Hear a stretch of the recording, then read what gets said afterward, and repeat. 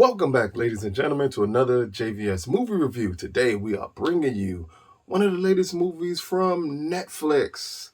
The name of this movie is Monster, and give you a little quick backstory on Monster. Monster was originally made, I want to say in 2018. I know that's when it premiered at Sundance in 2018. Then it was bought by another company. They changed the name to All Rise, not the CBS show that I really like, All Rise, but changed the actual movie the name to All Rise. And then I think in late last year, Netflix purchased the rights from that said studio and changed the name of it back to Monster. Now, Monster is also based off a very well written, critically acclaimed novel that really sets up everything. So, quickly, we're going to get into the synopsis and tell you who's in this film. So, Monster, directed by Anthony Mandler, starring Kelvin Harrison Jr., ASAP Rocky, David Jason Robinson, Jennifer Hudson, and Jeffrey Wright. Amazing cast in name alone. But a smart, likable 17-year-old film student from Harlem sees his world turned upside down when he is charged with a murder. We follow the dramatic journey through a complex legal battle. So, I'll start off by saying this. Monster, it looks dated. And it only looks dated because of the cast. Kelvin Harrison Jr. looks extremely young here. Much younger than he looks now. Much younger than he looked in High Note. I think that was last year with him and Tracy Ellis Ross. He looks kind of around the age he did when he did Waves. So he looks really, really young here. But not only does he look young here, David Jason Robinson looks young here. ASAP Rocky always looks young. But I think at times it feels like something that I should have seen years ago. And playing it out in 2021 kind of hurts this movie just a little bit. But quickly jump into the story. So we have Kelvin Harrison Jr.'s character as we see him it starts off with a haunting monologue type of scene about what happened and what landed him in his circumstance and just dealing with the judiciary system. And it is something that I believe was made to be more powerful than it comes across.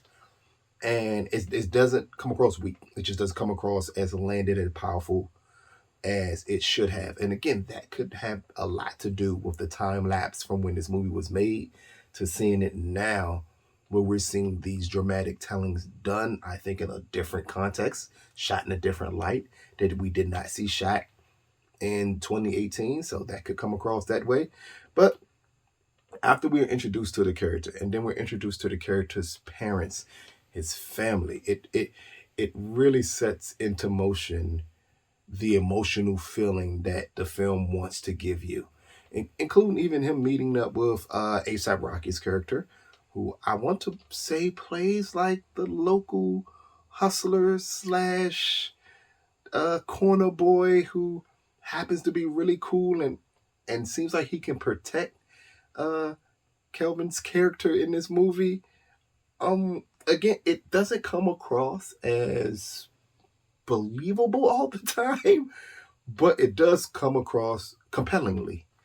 Um, After we get in that, after we get to the jux of the court case, and what really happened as we see two lawyers battle it out in opening statements.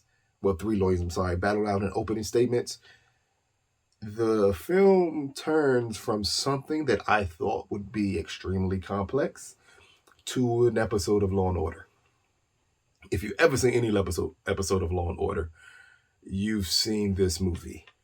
I think, and I fully understand why it's done that way. Reading a novel, knowing a novel, you kind of understand why it needs to be done this way through the court battle. But at times, a young Mr. Anthony Mangler, when he was shooting this, I want to say this could have been his directorial debut before he grew on to future projects. It just feels like he was shooting an episode of Law and Order here. He did all the Law and Order tricks. The prosecutor does it. The defense attorney does this. The clients react in a certain way that makes you know they're innocent, that they're guilty.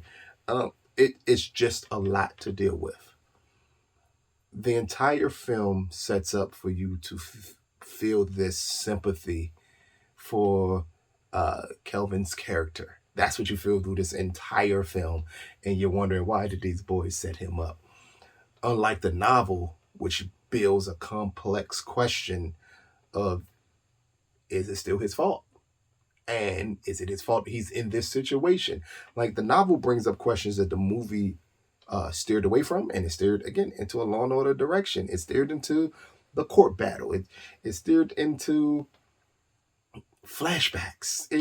It just didn't connect emotionally the way it needed to. And at times you kind of wonder, is it because some of the actors were wasted? And while the novel may not, expound on these characters, the movie should have. Jeffrey Wright, who plays the father, should have been expounded upon. Jennifer Hudson, who plays the mother, definitely should have gotten more screen time and expounded upon in this film.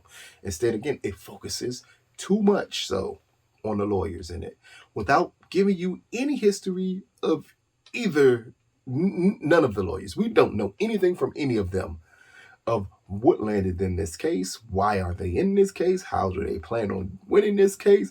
We really get none of that. It's really shot again in a Law and Order way where it doesn't explain anything. And instead, we have to watch Kelvin make faces for about 2 hours. Just to show just how his emotions are just trapped and how he can't get out. And it's like, after about 40 minutes, the act wears thin. And his performance just seems not to work the way you would want it to work.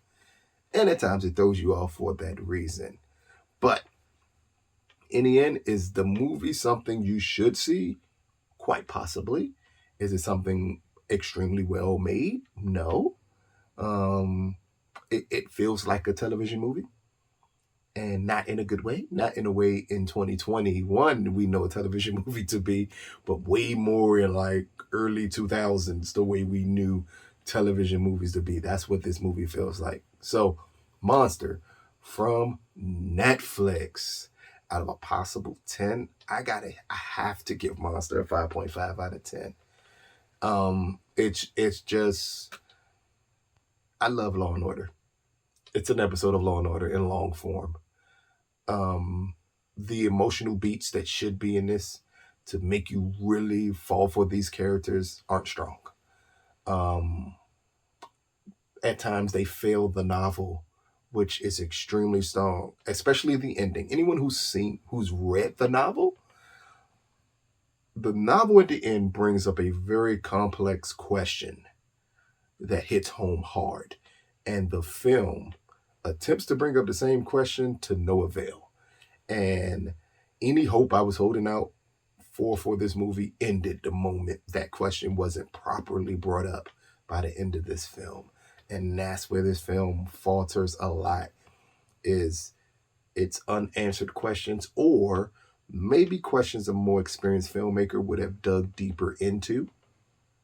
And here he did not. And again, this was his directorial debut, so maybe he did not fully understand, I need to dig deeper into this to bring the audience more into it. And instead, you didn't do that. And instead, I have to watch Kelvin Harrison Jr. look like he's crying most of this movie. And that wasn't enjoyable. It wasn't his performance in Waves, where it was so complex, even though at times it heads down the same destructive path that he did in Waves. It's just not done as well. So, Monster, it is currently available to stream on Netflix. Check it out. Let us know what you think about it. Maybe you agree with me. Maybe you completely disagree with me. Never know. Check it out. Let us know what you think. Peace, people.